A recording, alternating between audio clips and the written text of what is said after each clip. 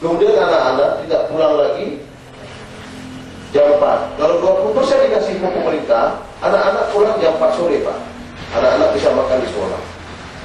Buku lengkap semuanya. Anak-anak nggak perlu beli buku lagi.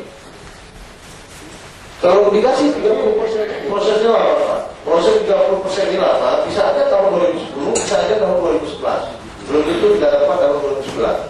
Tetapi kita mengupayakan tahun 2009. Kenapa? Kebiasaannya, tapi nggak tahu ya, karena tsunami, karena Pak. Tahun 2008, biasanya anggota DPR Aceh itu, mereka sudah keliling dunia, kembali lagi. Jadi tak sempat lagi disahkan kanun, tak sempat lagi kita kanun, tak sempat lagi begini lagi. Ya kecuali yang mudah-mudahan mereka sudah tobat dengan tsunami segala macam, mereka mau mengesahkan kanun hari ini, sekarang dan seterusnya. Sebab kawan-kawan di mana Aceh sudah menyiapkan draft kanun semua sudah disiapkan. Tinggal DPR mau nggak ketok palu. Sebab mereka kadang-kadang malas masuk kantor juga. Ya tahu dari kesalahan orang, kesalahan sendiri mereka nggak sadari itu. Padahal Pak Pulang, Bapak Jakarta. Padahal yang tahu ya tahu.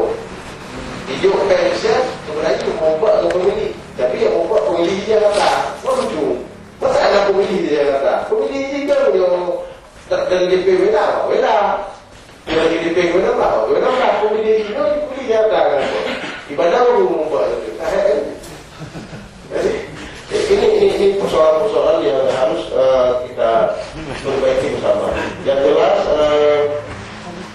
ini baru dapat kita lakukan sempurna adalah apabila sudah ada kanun.